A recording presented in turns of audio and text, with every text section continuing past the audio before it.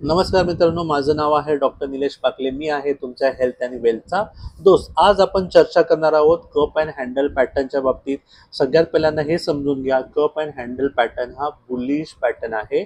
म्हणजे जेव्हाही हा तुम्हाला स्टॉकमध्ये दिसेल तेव्हा त्या स्टॉकमध्ये बुलिश मुवमेंट येणार आहे किंवा त्या स्टॉकची किंमत भविष्यामध्ये वाढणार आहे, हे तुम्ही लक्षात घेतलं पाहिजे. आता हा जो पॅटर्न आहे तो साधारणपणे 75% पेक्षा जास्त वेळा सक्सेसफुल असतो. क्या बात है सर, क्या बात है सर. आता आपण जातोय व्हाईट बोर्डवरती. व्हाईट बोर्डवर गेल्यानंतर तुम्हाला आपण जो कप अँड हँडल पॅटर्न शिकणार आहोत त्याचा एक डायग्राम काढतो. आता आपण बघितलं तर कप कसा दिसतो, असा कप असतो. हे कपाचं तोंड आहे आणि त्याचा तो हँडल आहे. हा हँडल आहे. म्हणजे या हँडलला आपण बोट टाकून पकडतो आणि याच्यामध्ये असणारा आपण चहाचा आस्वाद घेतो. म्हणजे हा पॅटर्न कडे बघितल्यानंतर, म्हणजे चार्ट मधल्या पॅटर्न कडे बघितल्यानंतर हा जो कपाचा जो आकार आहे तो त्याच्यामध्ये दिसतो, म्हणून या पॅटर्नला कप अँड हँडल पॅटर्न असं म्हणलेलं आहे. आता कप अँड हँडल पॅटर्नचं जास्त आणखी चर्चा करण्यापेक्षा आपण डायरेक्ट जाऊया चार्टकडे. आणि चार्टकडे गेल्यानंतर आपल्याला तो कसा काय दिसतोय तर ते आपण सगळ्यात पहिल्यांदा बघूया. आता पहिला चार्ट जो आहे तो टोरंट पॉवरचा आहे. तर टोरंट पॉवरच्या चार्टमध्ये तुम्ही जाल तर तुम्हाला इथे बघाल तर टोरंट पॉवर असं लिहिलेलं आहे. इथे बघाल तर डे 1ची किंवा एका दिवसाच्या टाइम फ्रेमवरती मी हा चार्ट ओपन केलेला आहे. आपण हा चार्ट किती यशस्वी होऊ शकतो की नाही होऊ शकतो याचीच आपण या चार्टमध्ये पाहणी करणार आहे. त्याच्यासोबत या चार्टमध्ये कुठले कुठले चार्टचे पॅटर्न तयार झालेले ते भी बघणार आहोत. आता योगायोगाने या चार्टमध्ये कप अँड हँडल पॅटर्न तयार झालेला आहे. पण आपल्याला ही बेसलाईन लक्षात ठेवायला पाहिजे की हा जो पॅटर्न आहे तो साधारणपणे 75% पेक्षा जास्त यशस्वी होतो. 25% अंदाजे हा अयशस्वी होतो. मग आपला जो ट्रेड आहे तो आणखी कसा ॲक्युरेट बसेल किंवा आणखी कसा आपण त्याची ॲक्युरेसी वाढवू शकतो, म्हणजे 80-85% हा सक्सेसफुल कसा होऊ शकतो, त्यासाठी कोणते पॉईंट्स हवेत, या सगळ्या गोष्टीचा मी विचार आज या 2 स्टॉकमध्ये करतोय. पहिला स्टॉक आहे तो टोरंट पॉवरचा आहे. आता पहिल्यांदा आपण काय करतो की पहिल्यांदा मी माझ्या सवयीनुसार किंवा जे पण माझे व्हिडिओ बघणारे सबस्क्रायबर आहे त्यांना माहिती आहे की मी नेहमी एक्सपोनेन्शियल मुव्हिंग ॲव्हरेज 50, 220 आणि 100 म्हणजे 20 डेजची टाइम फ्रेम असणारी एक्सपोनेन्शियल मुव्हिंग ॲव्हरेज, 50 दिवसांची, 100 दिवसांची आणि 200 दिवसांची टाइम फ्रेम असणारी मुव्हिंग ॲव्हरेज मी प्रत्येक चार्टला प्लॉट करतो. आणि त्यानंतर मी करतो ते म्हणजे सगळ्यात हायर टाइम फ्रेम जी आहे, म्हणजे मंथली टाइम फ्रेम आहे, त्याच्यावर जातो. त्याच्यावर गेल्यानंतर आपल्याला साधारण काय दिसतंय ते बघूया. आता बघितलं तर मी इथे एक पहिला हॉरिझॉन्टल लाईन काढतो ह्या ब्ल्यू कलरच्या मंथली एक्सपोनेन्शियल मुव्हिंग ॲव्हरेजवरती. तिथे केल्यानंतर मी त्याला थोडं डॉटेड करतो आणि थोडं जाड करतो आणि त्याला ब्ल्यू कलर देतो, कारण मी ब्ल्यू हा 20 मंथची मुव्हिंग ॲव्हरेजवरती तो कलर मी स्वतःसाठी निवडलेला आहे. म्हणजे आता तुम्ही बघाल तर मी ही जी डॉटेड लाईन आहे ती बरोबर 20 मंथच्या मुव्हिंग ॲव्हरेजवरती केली आहे. मी मंथची का म्हणतोय, कारण इथे तुम्ही टाइम फ्रेम बघाल तर हा मंथली टाइम फ्रेम आहे. आता याचा असा अर्थ होतो की आता 26 एप्रिल चालू आहे, म्हणजे हा एप्रिल महिन्याची कॅन्डल आहे ती ही आहे जी सगळ्यात शेवटची मी काढली आहे. मी परत थोडं मार्किंग करतो म्हणजे कळेल. ही आहे ती एप्रिल महिन्याची, ए फॉर एप्रिल, आणि ही जी आहे ती मार्च महिन्याची कॅन्डल आहे. आता तुम्ही या कॅन्डलकडे बघाल तर त्याच्या आधीची कॅन्डल जी आहे ही समजा फेब्रुवारीची कॅन्डल आहे, फेब्रुवारीची कॅन्डल आहे आणि ही मार्चची आहे. ठीक आहे. आता ह्या फेब्रुवारीच्या कॅन्डलला मी तुम्हाला हे एवढं डिटेलमध्ये एक्सप्लेन का करून सांगतोय, कारण आपल्याला चार्टमध्ये दिसणारे चेंजेस जे आहेत आणि तयार होणाऱ्या कॅन्डल ज्या आहेत त्या कशा परफॉर्म होत आहेत किंवा कशा तयार होत आहेत आणि त्याचं मिनिंग काय आहे, या डॉटेड लाईनचं मिनिंग काय आहे हे मी तुम्हाला समजावून सांगणार आहे. सगळ्यात पहिल्यांदा बघायला तर फेब्रुवारीमध्ये जी 20 मंथची जी मूव्हिंग ॲव्हरेज आहे त्याला हे तोडलेलं आहे. म्हणजे ही जी 20 दिवसाची मूव्हिंग ॲव्हरेज आहे, मी थोडं याचा कलर चेंज करतो. म्हणजे आता मी इथे थोडा कलर आहे तो ब्ल्यूइश ठेवतो. हां, आता बघितलं तर ही 20 दिवसाची जी मूव्हिंग ॲव्हरेज आहे 20 महिन्याची, त्याच्या खाली हा रेड कॅन्डलनी क्लोज दिला आहे. त्याचा असा अर्थ होतो की इथे बिअरिश व्ह्यू आहे, म्हणजे यानंतर स्टॉक खाली पडणार आहे असं दिसतंय. पण पुढच्या महिन्यामध्ये जस्ट म्हणजे मार्च महिन्यामध्ये बघाल तर ह्या कॅन्डलनी त्याच्या वरती क्लोज दिला. याचा असा अर्थ होतो की या वेळेस या महिन्यामध्ये बुलिश लोकांनी या बेरिश लोकांचा जो व्ह्यू होता किंवा इथे एक कॅन्डल तयार करायची हा जो व्ह्यू होता तो पूर्णपणे तोडलेला आहे आणि त्यांनी बुलिश कॅन्डल तयार केलेली आहे. आणि ही जी 20 दिवसाची मूव्हिंग ॲव्हरेजची जी लाईन आहे त्याच्यावरती त्यांनी क्लोज दिलेला आहे. हा झाला मार्च महिन्याचा. तर मार्च महिन्यामध्ये हा जो ओपन किंवा हाय आहे किंवा हा क्लोज किंवा हाय आहे त्याच्यावरती एप्रिल महिन्याची कॅन्डल दिसते. म्हणजे ह्यातून दोन गोष्टीतून हे समजलं की मागच्या महिन्यात पण हा स्टॉक बुलिश आहे, या महिन्यात सुद्धा स्टॉक बुलिश आहे. या मागच्या महिन्याची कॅन्डल सुद्धा चांगली बुलिश कॅन्डल तयार झालेली आहे. याच्यातून आपल्याला मंथली टाइम फ्रेमवरती तरी असंच दिसून येतंय की या स्टॉकमध्ये बुलिशनेस आहे. हे तरी मंथली टाइम फ्रेमवरती तुम्हाला कळालं. आता आपण जाऊया वीकली टाइम फ्रेमवरती. आता मी परत वीकली टाइम फ्रेम सिलेक्ट करतोय. वीकली टाइम फ्रेम सिलेक्ट केल्यानंतर आपल्याला काय दिसतंय ते बघूया. परत आपण या वीकली टाइम फ्रेमवरती 20 दिवसाची जी वीकली टाइम फ्रेमवाली जी मूव्हिंग ॲव्हरेज आहे, एक्सपोनेन्शियल मूव्हिंग ॲव्हरेज आहे त्याच्याला क्लिक केलं आणि मी डॉटेड ठेवत नाही, मी ही प्लेन ठेवतो. आता ही प्लेन थोडं खालीवर केल्यानंतर बरोबर आपण 20 दिवसाच्या मूव्हिंग ॲव्हरेजवरती त्याला सेट करूया. आता हा जो आपण 20 आठवड्याची मूव्हिंग ॲव्हरेजवरती आपण तो सेट केला.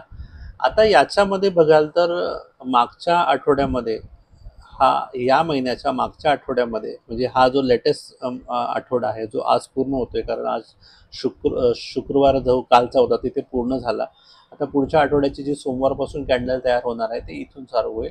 मग त्याच्या मागच्या आठवड्याच्या वेळेस दोजी तयार झालेला आणि त्यानंतर एक रेड कॅन्डल तयार झाली. आता आपल्याला इथे बघायचं काय आहे, बघायचं हे आहे की जेव्हाही बिअरिश कॅन्डल तयार होते, कारण आपण इथे बुलिशनेस बघतोय. 1 महिन्याच्या चार्टवरती आपल्याला असं वाटतं की स्टॉक वरती जाणार आहे. आता वीकली चार्टवरती आपण काय बघतो ते महत्त्वाचं आहे. आता इथे दोजी तयार झाली, याचा असा अर्थ होतो की इथे कुठेतरी बुलिशनेसला फुल स्टॉप मिळाला आहे. इथे चांगली ग्रीन कॅन्डल तयार झाली म्हणजे इथे बुलिशनेस आहे.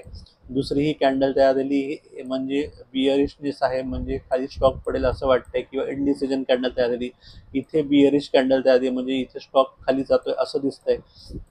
पण ह्या दोन कॅन्डलला महत्त्व कधी येणार आहे, तर ह्या दोन कॅन्डलला महत्त्व कधी येणार आहे की जेव्हा ही जी लाईन आहे ही सपोर्ट लाईन आहे. म्हणजे मी यापूर्वी पण सांगितले की मूव्हिंग ॲव्हरेज ह्या नेहमी सपोर्ट किंवा रेजिस्टन्सचं काम करतात. जेव्हा ही लाईन तोडली जाईल म्हणजे इथे एखादी रेड कॅन्डल तयार झाली याच्या खाली, तर याचा असा अर्थ होतो की जो आपण आता डे टाइम फ्रेमवरती पॅटर्न बघतोय तो सक्सेसफुल होणार नाही. म्हणजे तो 25% मध्ये येणार. म्हणजे आपण ठरवलं होतं की हा पॅटर्न जो आहे तो 75% सक्सेसफुल होतो. तर आपल्याला ही जी वीकची मूव्हिंग ॲव्हरेज आहे त्याला महत्त्व देणं फार महत्त्वाचं आहे. कारण त्याच्या खाली ही रेड कॅन्डल तयार व्हायला नको. त्याच्याऐवजी काय व्हायला पाहिजे, तर इकडे समजा एखादी रेड कॅन्डल तयार झाली तर ती अशी एखादा हॅमर पॅटर्न तयार व्हायला पाहिजे किंवा एखादी ग्रीन कॅन्डल तयार व्हायला पाहिजे. तरच आपण असं म्हणू शकतो की ही जी मंथली 20 आठवड्याची जी मूव्हिंग ॲव्हरेज आहे त्याच्यावरती ही कॅन्डल तयार झाली तर असं समजायचं की इथून वरती स्टॉक वरती जाणार आहे. ही जर कॅन्डल पुढच्या आठवड्याची याच्या खाली तयार झाली किंवा त्याच्या पुढच्या आठवड्याची खाली तयार झाली तर असं समजून जायचं की याच्यामध्ये हा पॅटर्न फेल होणार आहे. म्हणजे आपल्याला वाट बघायची आहे की तो पॅटर्न पुढचा कसं तयार होतोय. आता हा झालं वीकलीवरती, म्हणजे 1 महिन्यावरती तर आपल्याला असं समजतंय की बुलिश आहे आणि वीकली टाईम फ्रेमवरती बघितलं तर तिकडे आपल्याला एक वेटिंग दाखवतंय, म्हणजे तिथे वाट बघायला सांगताय की आपल्याला पुढे काय होणार आहे हे. पण इथे जो 20 आठवड्यांची जी EMI आहे तर ते वॉच करणं सुद्धा इम्पॉर्टंट आहे. हे आपल्याला सगळं कळालं. आता आपण जाऊया डे टाईम फ्रेमवरती. आता डे टाईम फ्रेमवर गेल्यावर किती पिक्चर छान क्लिअर होत आहे आणि आपला पॅटर्न कसा तयार होतोय याच्याकडे आपण लक्ष दिलं पाहिजे. आता परत आपण थोडा हा चार्ट जवळ करून परत थोडा एक्सपांड करूया, म्हणजे आपल्याला सगळ्या मूव्हिंग ॲव्हरेज बरोबर दिसतील. थोडं मी खाली घेतो आणि इकडे घेतो. आता तुम्ही स्क्रीनवरती काय काय बघताय आणि आपण कसं जज करायचं ह्या मेन टॉपिकवरती येतोय. आणि इकडे कप अँड हँडल पॅटर्न कसा काय तयार झालाय तेही बघूया आपण. सगळ्यात पहिल्यांदा बघूया कप अँड हँडल पॅटर्न कसा तयार झाला. आता समजा इथून असं खाली तयार झालाय आणि परत खाली गेलाय आणि परत वरती गेलाय.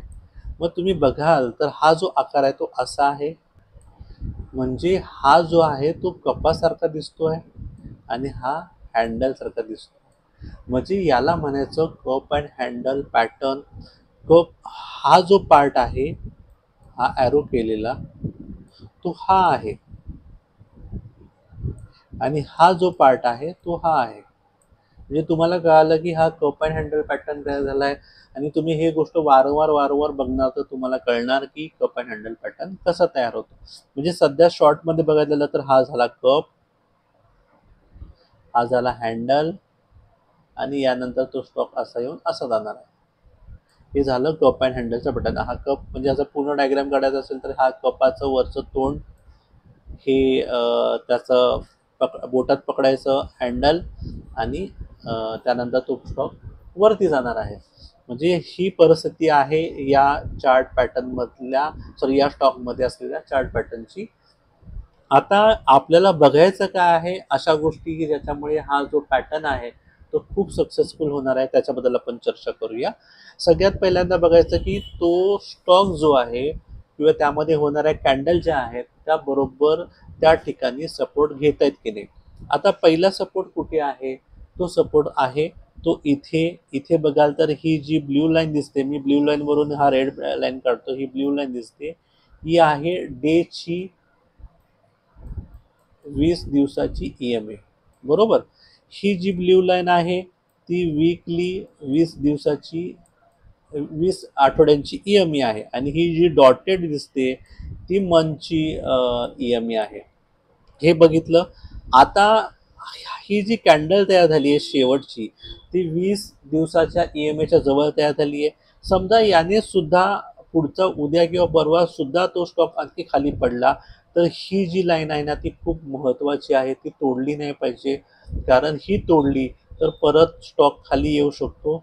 म्हणजे आपल्याला पुढच्या 2-3 दिवसामध्ये बघायचं काय आहे तर ते बघायचं म्हणजे यानंतर कॅन्डल किती पण दिवस तयार झाल्या, 1 दिवस 2 दिवस 3 दिवस, ह्या किती पण इथे कॅन्डल तयार झाल्या तरी त्या कॅन्डलनी ही जी 20 आठवड्याची EMI आहे ती खाली तोडली नाही गेली पाहिजे.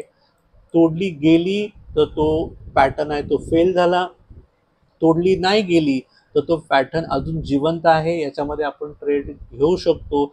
आणि समजा इथे 1-2 दिवसानंतर किती पण प्रयत्न केले आणि तर ही लाईन तुटली नाही, याचा असा अर्थ होतो की आपल्याला इथे आता बाय केलं पाहिजे. आणि बाय करण्यासाठी तुम्हाला तिथे कुठला एखादा हॅमर पॅटर्न तयार होतोय का ते बघणं पण महत्त्वाचं आहे. हॅमर पॅटर्न तयार झाला तर समजून जायचं की तिथे आपल्याला बुलिशचा सिग्नल मिळालेला आहे आणि त्यानंतर तो स्टॉक वरती जाणार आहे. आणि हे जेव्हा आपण मल्टिपल अँगलनी किंवा 360 डिग्री जेव्हा आपण ॲनालिसिस करतो तेव्हा आपल्याला कळतं की या स्टॉकमध्ये हा पॅटर्न किती सक्सेसफुल होणार आहे. म्हणजे पुढच्या 2-3 दिवसामध्ये आपल्याला बघायचं आहे की ही जी लाईन आहे आठवड्याची मूव्हिंग ॲव्हरेज, 20 आठवड्याची मूव्हिंग ॲव्हरेज ती तुटता कामा नये. त्यानंतर स्टॉक असा खाली पडला आणि त्यानंतर वरती जायला लागला तर या स्टॉकमध्ये पोझिशन घेणं महत्त्वाचं आहे. कारण तो स्टॉक आहे तो साधारणपणे या लाईनपर्यंत येणार आहे. म्हणजे इथे बाय करणं आणि इथे सेल करणं ह्या सगळ्या गोष्टी म्हणजे बाय कुठे करायची, एंट्री कुठे करायची, टार्गेट काय असणार आहे, ह्या सगळ्या गोष्टीचा तुम्हाला ह्या गोष्टींनी किंवा ह्या पॅटर्न तुम्हाला सगळ्या गोष्टी सांगतो, हे तुम्हाला या गोष्टीतून समजलं असेल. आता आता मी दुसरा स्टॉककडे जातोय. तो स्टॉक म्हणजे आहे KIMS, म्हणजे Krishna institute of medical science. या स्टॉकमध्ये जर तुम्ही बघाल तर इथे मी डेची टाईम फ्रेम सिलेक्ट केलेली आहे. इथे डे टाईम फ्रेम दिसते. आता आपल्याला एक सवय आहे जी मी तुम्हाला आत्तापर्यंत लावलेली आहे, त्या सवयीकडे जाऊया. ती म्हणजे आपण डायरेक्ट जातोय मंथली टाईम फ्रेमवरती. आता मंथली टाईम फ्रेमवरती गेल्यानंतर तुम्ही बघाल तर पहिल्यांदा आपण इथे हॉरिझॉन्टल लाईन काढूया या ब्ल्यू लाईनवरती आणि त्याला डॉटेड बनवूया, कारण आपण मंथली लाईन ही डॉटेड ठेवतो. आता बघाल तर हा जो महिना आहे, तो हा जो करंट महिना आहे तो एप्रिल महिना आहे आणि त्याच्या आधी होता मार्च. मार्च महिन्यामध्ये एवढी बिग ग्रीन कॅन्डल तयार झाली आहे, म्हणजे इथे किती लोकांनी बाय केलंय. आता इथे या महिनाभरात लोकांनी जे बाय केलंय ते लगेच पुढच्या महिन्यात विकणार आहेत का? नाही, त्यांना एक व्यवस्थित फायदा झाला तरच विकणार आहेत. आणि दुसरी कॅन्डल जी ह्या महिन्याची बघाल, एप्रिल महिन्याची, तिने मार्च महिन्याचा जो हाय आहे, म्हणजे हाय लाईन मी काढतो इथे, परत जातो. हा जो हाय लाईन आहे या स्टॉकची, त्यांनी ऑलरेडी ही हाय लाईन तोडलेली आहे. म्हणजे एक आणखीन एक कन्फर्मेशन बुलिशनेसचं, म्हणजे तुम्हाला ह्या गोष्टी कळत असेल की मी काय म्हणतो आहे आणि याचं कसं काय आपण जुळवाजुळव त्या गोष्टीची करायची असते हे तुम्हाला यातून कळालं. आता मी जातोय वीकली टाईम फ्रेमवरती. तुम्ही इथे कोपऱ्यामध्ये बघाल तर इथे वीकली टाईम फ्रेम आहे आणि वीकली टाईम फ्रेमला आपण एक प्लेन ग्रीन लाईन काढतो. मग इथे तिला प्लेन करतो. प्लेन केल्यानंतर बघा, जर मागचा आठवडा, त्याच्या पुढचा आठवडा आणि आत्ताचा आठवडा, तिन्ही वेळेस सुद्धा व्यवस्थित ग्रीन लाईन आहे किंवा ग्रीन कॅन्डल आहे. आणि त्यानंतर या गोष्टीकडे पण नोटीस कराल तर व्हॉल्यूमसुद्धा खूप चांगला आहे या कॅन्डलच्या खाली. म्हणजे ह्या सगळ्या जेव्हा गोष्टी एकमेकांमध्ये जुळतात ना, त्या गोष्टी खूप महत्त्वाच्या आहेत. जेवढ्या जास्त गोष्टी जुळतात तेवढ्या गोष्टी आपल्याला त्या स्टॉकमध्ये असलेला मुवमेंट किंवा होणारे पॅटर्नमध्ये ॲक्युरेसी सांगतात. आता आलो मी डे टाईम फ्रेमवरती. आता याच्यामध्ये कप अँड हँडल कसा पॅटर्न तयार झाला आहे ते एकदा ड्रॉ करून बघूया, म्हणजे कळेल. हा आहे कप, हा आहे हँडल. हा तर हँडल खूप खाली गेला आहे, पण इथे आला आहे, परत इथे आला आहे आणि हा स्टॉक आता वरती जाणार आहे. असा म्हणजे तुम्हाला कळालं असेल मी कप अँड हँडल कसा काढला. आता याच्यामध्ये आणखीन आपण असं काय करू शकतो की आपल्याला अजून परफेक्शन मिळेल. दुसरं म्हणजे आपण याच्यामध्ये आपण सपोर्ट आणि रेजिस्टन्ससुद्धा काढू शकतो. आता समजा मी इथे हॉरिझॉन्टल लाईन केली. आता हा जो सपोर्ट आहे, समजा इथे मी ड्रॉ केला, इथे सपोर्ट ड्रॉ केला आणि सपोर्ट आपण ग्रीननी ड्रॉ करतो. थोडं जाड लाईन काढूया, थोडं मी झूम करतो.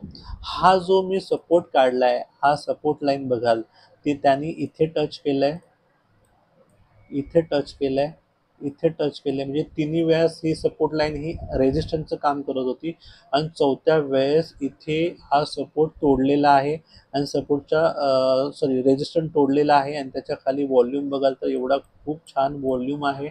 आणि त्यानंतर परत बेरिश लोकांनी रेड कॅन्डल तयार केली, पण त्याचा प्रयत्न परत फसला, कारण कालची जी कॅन्डल होती ती परत एक ग्रीन कॅन्डल तयार झाली.